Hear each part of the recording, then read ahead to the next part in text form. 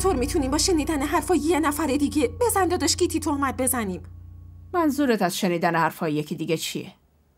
هرچی دیدم با چشای خودم دیدم. اون یواشکی رفته پسره رو ببینه، بعد جمشید ازشون مدرک داره. حالا من چطور به اون دختر اعتماد کنم؟ آره مامان درست میگین. شما گیتی رو مثل دختر خودتون میدونستین، اما اونو ببین، هم دروغ گفت هم یواشکی رفت اون پسره رو دید. مامان من از اولشم به این دختره مشکوک بودم. واقعا؟ شما در مورد رفتار داداش جمشید چه نظری داری؟ با دخترای غریبه همه جا ول میچرخه. یادتونه اون روز اون دختره رو باهاش دیدین؟ اون دوست ناری نبود، اما بازم با اون دختر سوار موتور شد و رفت. آره خودم میدونم. دخترم پیدا میکنم، تو دخالت نکن. لازم نیست دنبال اون دختر بگردی. من که دیگه ترسیدم. اگه اینطوری باشه پس خدا نکنه وصلتت با جمشید سر بگیره. مامان شما چتون شده؟ چرا برای اشتباهات زن بهادر منو مجازات میکنین؟ مجازات چیه دختر؟ ها؟ حرف مجازات از کجا در اومد؟ اون خواهرزاده خودمه. فردا پس فردا اگر اتفاقی بیفته چی؟ بهتره همین الان تموم شه. مامان هنوز هیچی شروع نشده دارین از تموم شدنش حرف میزنین؟ اینو یادتون باشه من به جز جمشید با کس دیگه ازدواج نمیکنم. محاله. شما هم تلاش کنید واقعیتو بفهمید. اون بیچاره‌ای که بیگناهی دارید بهش شک میکنید. داداش جمشید که بسه. اسم جمشیدو نیار. معلومه که میگی اون آدم بدیه چون اومده واقعیتو بهمون گفته. حالا پاداش این کارشو با نگفتن به جواب خواستگاریش بدم؟ آفرین، همتون چقدر عاقلین.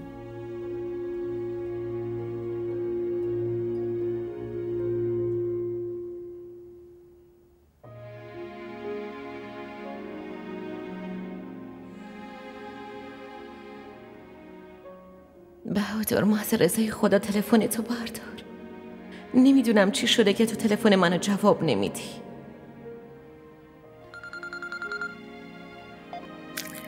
بهادر چرا تلفن منو جواب نمیدی؟ منم از کی دارم بهت زنگ میزنم. یا تو تلفنمو جواب نمیدی، وقتی هم که جواب میدی اصلا با هم هیچ حرفی نمیزنی. تو چرا حرف منو نمیفهمی سمیر؟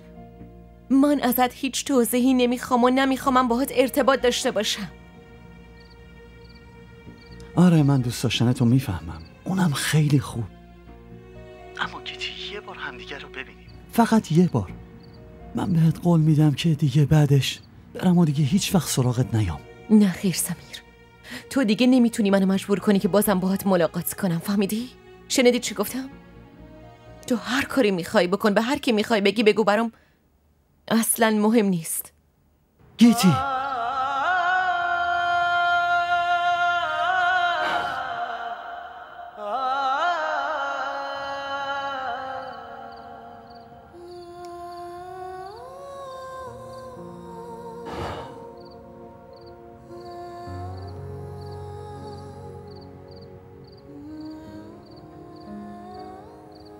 داداش بفرمایید شام. دارم کوفته درست میکنم. رافع گفت که کوفته دوست داری. داداش چرا غذا نمیخورین؟ گرسنم نیست. اما باید غذاتون رو بخورین. مامان بهم تاکید کرده که اگه غذا نخوردین به زور بهتون بدم. مادرم غیر از زور گفتن مگه کاریم بلده؟ آره خب شما با مامان قهرین، با غذا چه دشمنی دارین؟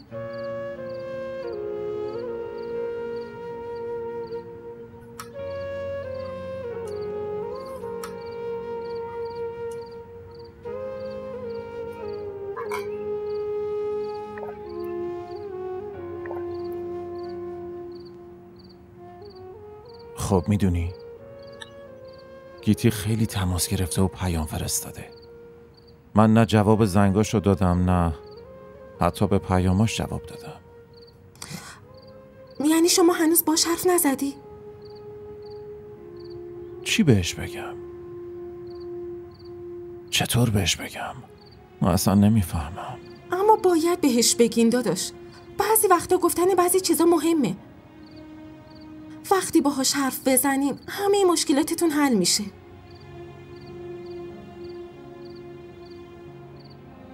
خب حالا غذاتون رو بخورین.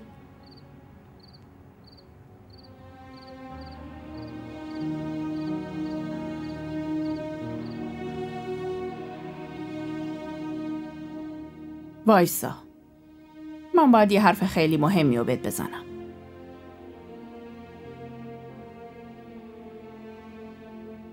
بفرمایید. من تصمیم گرفتم به خواستگاری جمشید جواب مثبت بدم. این چه تصمیمیه مادر؟ اون آدمه خوب نیست؟ برای خواهرت مناسب نیست؟ پس در مورد زن خودت چی میخوای بگی ها؟ تو این جامعه مرد هر گناهی بکنه براش عیب نیست، اما اگر زن اشتباهی کنه تا 7 نسلش باید نابود بشه. هنوزم میگم که گیتی همچین آدمی نیست. منم همین فکر رو میکردم، اما چیزی که با چشم خودم دیدم نمیتونم بگم دروغه. یادته؟ چطور توی تاریکی شب دستشو گرفتی و آوردیش تو این خونه؟ اون چطور با ما رفتار میکرد بعدش؟ چطور وقتی مادرش اومد بدون هیچ تردیدی با مامانش از این خونه رفت و برگه های طلاق فرستاد؟ برگه های طلاق مادرش فرستاده بود. تو از اون زن جلوی مامان دفاع میکنی؟ من نمیخوام حرفای گذشته رو یادآوری کنم، فقط دارم اینو بهت میگم که من هر اشتباهو، هر گناهشو بخشیدم، اما عروس این خونه ما رو احمق فرض کنه و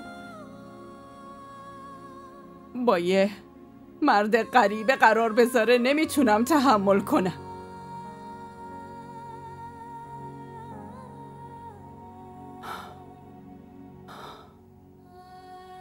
تو از هر اشتباهش میتونی دفاع کنی، اما برای دفاع از این اشتباهش چی میتونی بگی؟ جوابی برای این سوالم داری؟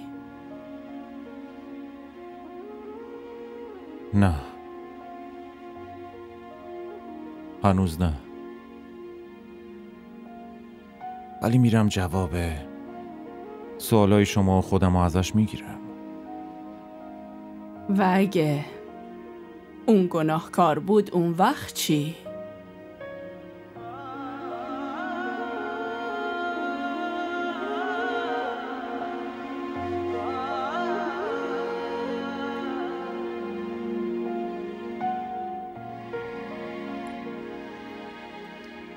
گیتی خانوم، بهادر پسرم اومده. بهادر اومده؟ کار خوبی کردی که اومدی بهادر. یه چیز مهمی میخواستم بهت بگم. بله آقا، بفرمایید. اوا، عمو جون، داداش بهادر هنوز به شما میگه آقا؟ الان که پدر زنش هستید. من بهش تحمیل نمی کنم. هر جور راحته میتونه صدام بزنه. گیتی، تو هم چیزی بهشون نمیگی نه؟ در واقع من از همون اول آقا صداشون کردم نه؟ پس عمو گفتن یه خورده واسم سخته. بذارین هر طور که راحته صدا بزنه. اوهو، خیلی ازش طرفداری میکنی یا؟ حالا بذارید من حرفمو کامل کنم.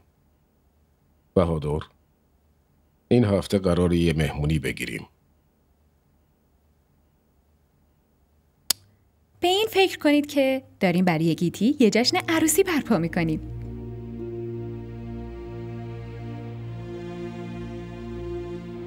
نیلم راست میگه.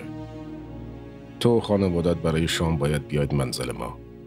اما آقا چه نیازی هست؟ ضروریه، برای همین نمیخوام ازم نه بشنوم. بله آقا. و داداش بهادر، شما اون روز باید مثل دوماده حاضر بشید. بالاخره میخواید عروستون رو ببرید.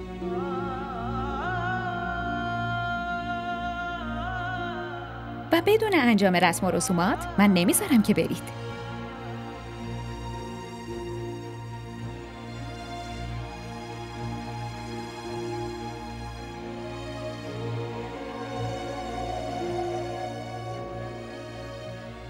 در ضمن امشب نمیتونید گیتی رو با خودتون جایی ببرید.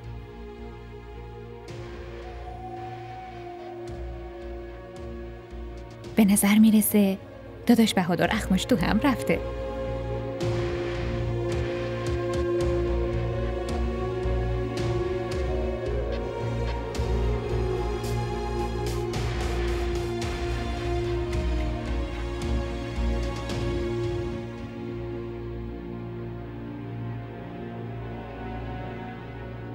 خب چی میخوای بگی؟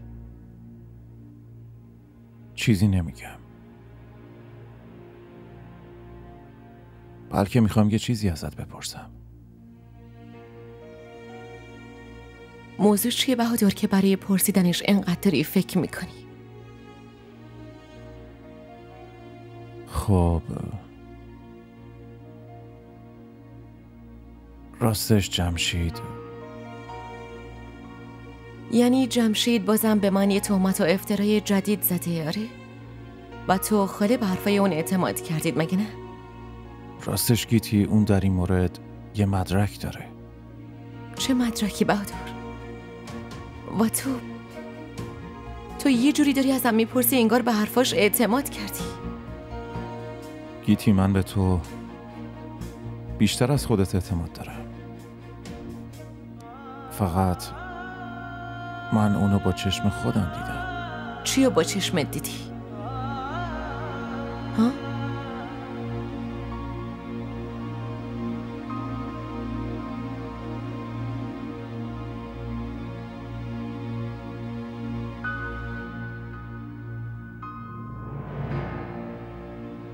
اون یه که هنوزم یواشکی با سمیر ملاقات میکنی و مادرم میگه این مال همون روزیه که تو به بهونه مریضی دوستت از خونه رفتی.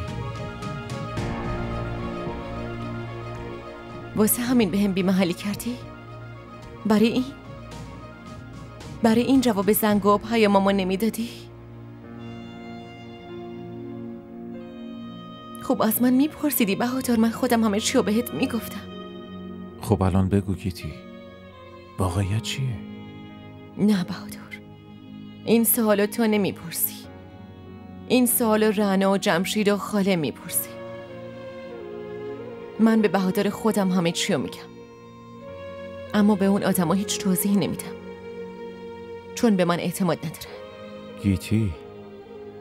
گیتی من به تو اعتماد دارم. خب پس چه نیازی که بپرسی بهادر؟ گیتی سعی کن حرف منو بفهمی. من تو چی؟ گیتی من تو رو اینطوری نمیتونم با خودم ببرم.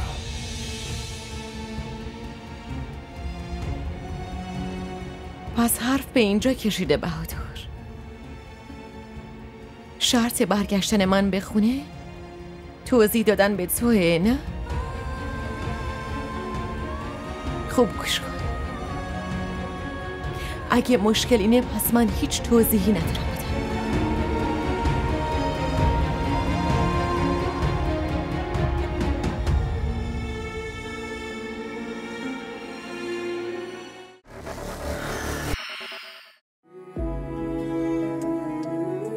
تو به اسم ما دقت کردی حالا؟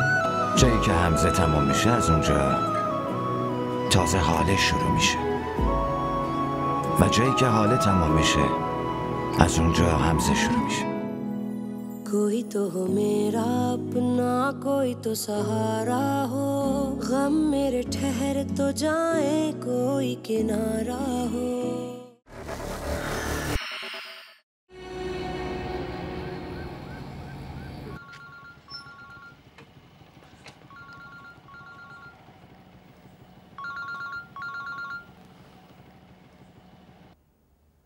بله فریه خانم بفرمایید. سمیر از خونه زده بیرون. میترسم نکنه اومده باشه حیدرآباد و گیتی رو ببینی. این مشکل شما خانواده‌تونه. چرا منو قاطی این مسائل میکنید فریه خانم؟ به خاطر کمک کردن به تو. یه وقت نشه که خانواده تو هم از هم بپاشه بهادر. حواست باشه. اگه اون بیاد اینجا من نمیتونم مانعش بشم. اون آزاده، هر جا که دلش بخواد میتونه بره و بیاد. آره اون یه آدم آزاده، هر جا میتونه بره. حواست باشه که فقط پشت در خونت نیاد واسه دیدن گیتی، چون تنها دلیل اومدنش به اونجا همینه. حالا اگه بیاد من میبینمش. خیلی ممنونم. خدا نگهدار.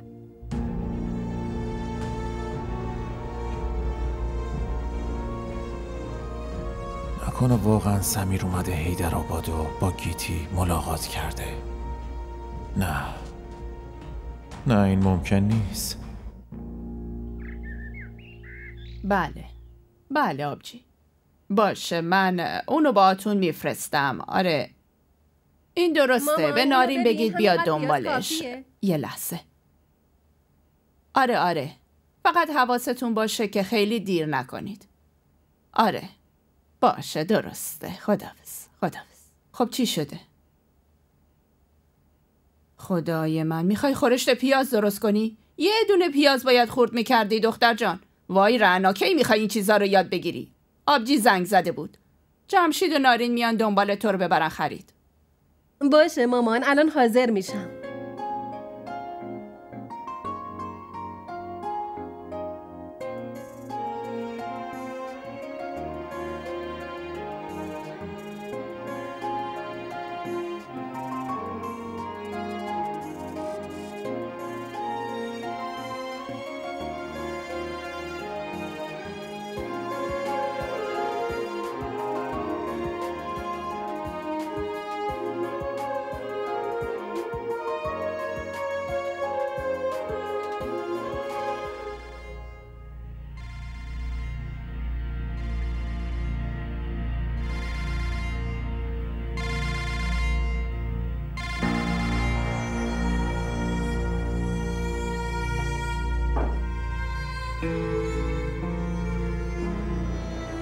هنوزم رئیس این شرکت منم و همه چیز زیر نظر منه.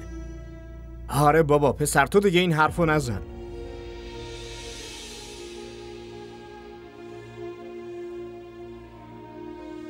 این چه طرز نشستنه؟ باشه میبینمت. فعلا. چرا؟ به تو چه مربوطه؟ این صندلی داییمه. این صندلی اقبال خانه. اون روز به ذهنت نرسید که خودت اینجا نشسته بودی؟ اون روز اشتباه کردم. بعدش هم دیگه این کارو تکرار نکردم. در ضمن من اونجا داشتم کار میکردم. از اینجا برو سر میز خودت کارتو انجام بده. هی حالا تو به من میگی باید چطور تو شرکت کار کنم؟ آره این بهت میگه. چرا جات پا شدی پسر؟ بشین. حتی من میگم دراز بکش، اینجا اتاق خوابته. دایی جان من فقط... تو فقط چی هان؟ این رئیس توه. و بهادر من تو رو درک نمی کنم. اگه این بهت بی احترامی میکنه پس چرا با لگد از اینجا پرتش نمیکنه بیرون؟ دایی شما اول حرف منو بشنو. ساکت شو. هرچی بهت میگم همونو بشنو. لازم نیست به من توضیح بدی.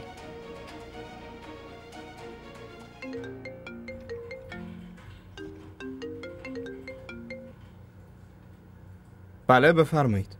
ظفر میدونی از کی دارم به آبجی زنگ میزنم؟ چرا تلفن جواب نمیده؟ وای شما کار دیگه ای ندارید؟ منظورت چیه؟ این چه طرز حرف زدن با من ظفر؟ همونطور که حرف باید زده بشه دارم میزنم. ادب و مراعات و همه چی رو فراموش کردی ها؟ من خالتم فراموش کردی؟ آها شما خاله منید. مراعات اونجاییه که طرف مقابلم به تو احترام بذاره.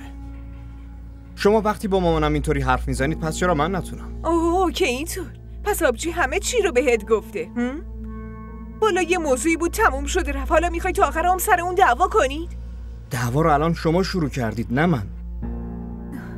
تو طعنه زدن این مامانتو شنیدی؟ من شنیدم. من حرفاشو تحمل کردم. هر وقت خودمو میبینه تیکه میندازه. حالا من یه بار بهش طعنه زدم ناراحت شده؟ آره و شما با یه جمله انتقام همشو گرفتید. ظفر حوصله حرف زدن با تو ندارم. گوشیو بده به آبجی. منم علاقه ندارم با شما حرف بزنم. من الان توی شرکتم و مامانم توی خونه است. اوه بس شروع به کار کردی بازم. شما مادر و پسر بازم حتما یه نقشه ای دارید. من وقت ندارم این چرت و پرتاتون رو بشنوم. خداحافظ.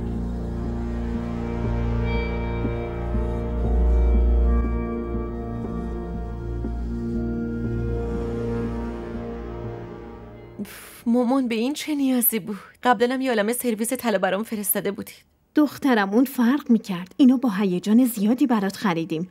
این سرویس رو بابات مخصوص رفته و برات انتخاب کرده. نکنه خوشت نیومده؟ نه قشنگه. گیتی اتفاقی افتاده؟ از دیروز دارم میبینم تو ساکت و گرفته به نظر میرسی. همه چی خوبه؟ چیزی نیست. و اشتباه برداشت کردید. شاید دلتنگ بهادر شدی.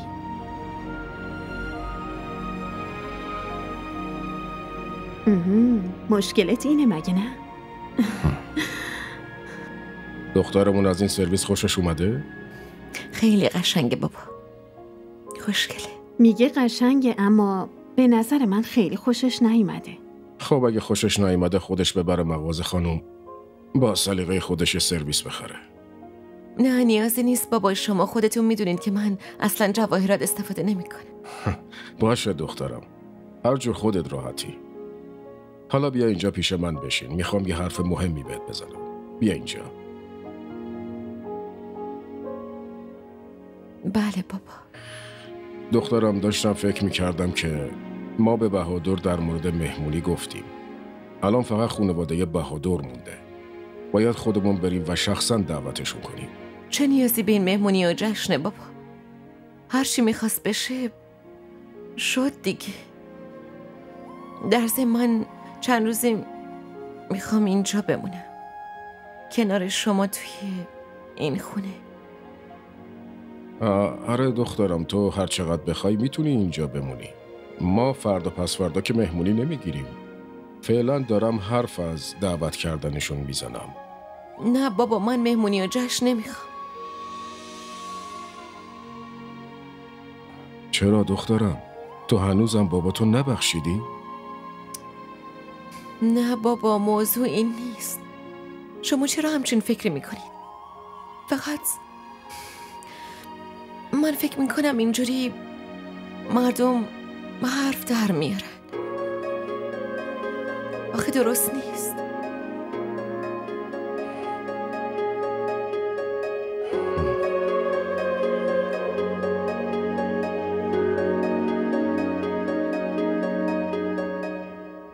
من ازت انتظار همچین سهلنگاری رو نداشتم جاوید. اگر سمیر اینجا بود تو باید فوراً به من خبر میدادی. خانم جان، آقا سمیر به سختی منع کرده بوده. پس اینطور حرفای آقا سمیر برات خیلی با اهمیته، اما حرفای مامانش برای تو هیچ اهمیتی نداره نه؟ نه خیر خانم جان، اینطور نیست که فکر میکنید. اگه اینطور نیست پس به محض اینکه اینجا رسید باید به من اطلاع میدادی. بگذاریم. حالا بی خیال این حرفا. اینو بگو که سمیر کجاست؟ کجا رفته؟ نمیدونم خانم، همین چند دقیقه پیش بیرون رفتن، خیلی عجله داشتن، میخواستن یه جایی برن. این وقت شب سمیر کجا میتونه بره؟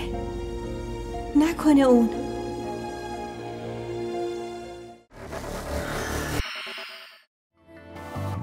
کسی که میمیره زیر خاک میره و دیگه بر نمیگرده مادر جون. اما یه آدم زنده رو همینجوری بکشن خیلی سخته مادر جون. تو یه زن بیوه هستی، باید اینجوری لباس بپوشی.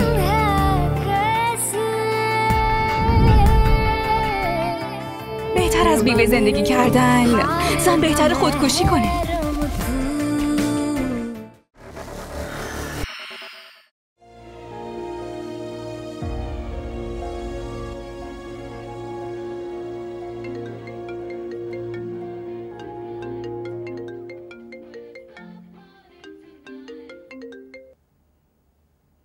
فریح دخترم، ببین سمیر از اینجا هم رفته. نکنه برگشته کراچی. ولی مادر جون چرا بخواد برگردی؟ وای خدایا، من نمیفهمم این پسره داره چی کار میکنه. دخترم اون آدرس خونه بهادر رو میدونه؟ آره آدرس خونش رو میدونه. وای خدای من، نکنه سمیر اونجا رفته. دخترم من خیلی دلم شور میزنه. تو یه جوری به بهادر زنگ بزن و ازش بپرس که اونجا رفته. مادر جون شما نگران نباشید، من پیداش میکنم و خبر میدم، آروم باشید. باشه.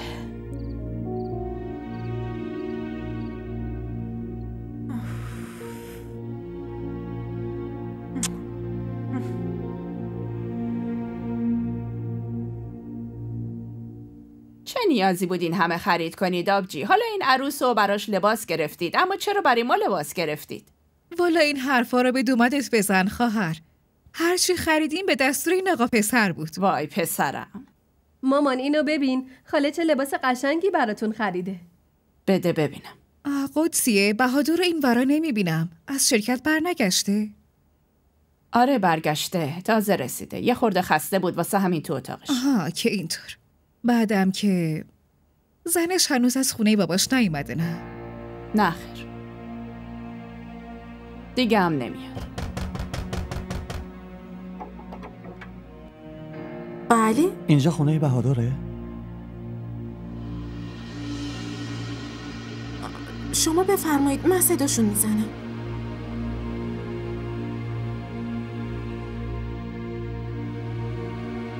تو اینجا چیکار میکنی؟ تو کی هستی؟ میخوام بهادر رو ببینم. بهادر رو؟ یا گیتی رو؟ جمشید؟ این کیه پسرم؟ حالا این همون پسریه که عکسشو نشونتون دادم. چی؟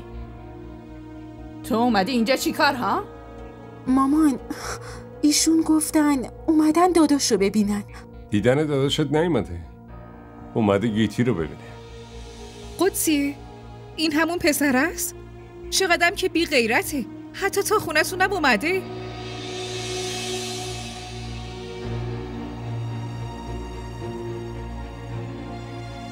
گیتی کجاست؟ تو اینجا چی کار میکنی؟ از اینجا برو. نه، من تا گیتی رو نبینم از اینجا نمیرم. گورتو گم کن، از اینجا برو. من تا گیتی رو نبینم از اینجا نمیرم. دارم بهت میگم از اینجا برو بیرون، برو. تو خجالت سرت نمیشه؟ چطور میتونی سرتو بندازی پایین بیای تو خونه یکی و بگی میخوای زنشو ببینی؟ پسر یه ذره مراعات کن. من خیلی جلوی شما کوتاه اومدم. به خاطر همینم است که امروز من و گیتی کنار هم نیستیم. خاله شما دیدین که چطوری در اسم ناموسه خانواده رو میاره؟ حتما با هم یه ارتباطی دارن. من تو رو زنده نمیذارم. خدای من چیکار میکنی؟ شماها نمیشنوین این عوضی چی داره میگه؟ تو بهتره بری اون زن بی آبرو تو بزنی بهادر. کافیه. من به پاک دامنی زنم قسم میخورم. اون همچین آدمی نیست که شماها فکر میکنه. تا الان به یه پسر غریبه نگاهم نکرده. اون وقت شماها حرف یه دروغگو رو باور میکنید؟ اگه گیتی اینطوری نیست، پس اون حرفا چی بود که تو راجع به گیتی به من گفتی؟ راجع به خودت، راجع به گیتی، همش دروغ بود؟ من نمیخوام به هیچ کدوم از سوالای تو جواب بدم. از خونم برو بیرون. تا گیتی رو نبینم از اینجا نمیرم. ببین پسر، از اینجا برو، از اینجا برو بیرون. دارم میگم اون اینجا نیست و ما دیگه هیچ ارتباطی باهاش نداریم. دارید دروغ میگید، همتون دارید دروغ میگید. شما یه مش فریب کارید. من تا گیتی رو نبینم از اینجا نمیرم. داریم بهت میگیم اون اینجا نیست، رفته خونه باباش. فهمیدی؟ هر غلطی که دلت خواست بکنی برو اونجا بکن. یالا خاله وایسا، خودم پرتش میکنم بیرون. برو گم شو بیرون. ولش کن جمشید، تو دعواشون دخالت نکن. بیا بریم خونه دیگه، کافیه، بسته. صبر کن مامان. اگه بهادر نگران آبروی این خونه نیست، من آبروی این خونه رو حفظ میکنم. برو. بلم کن. ولش کن پسر. یه چیزی رو یادت باشه، گیتی فقط مال منه. نمیذارم پیش تو بمونه.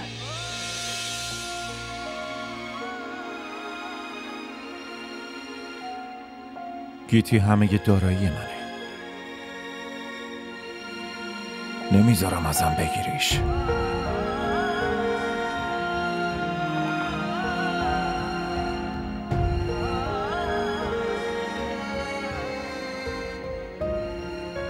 اگه گیتی اینطوری نیست، پس اون حرفا چی بود که راجبش به من گفتی؟ راجب خودت، راجب گیتی.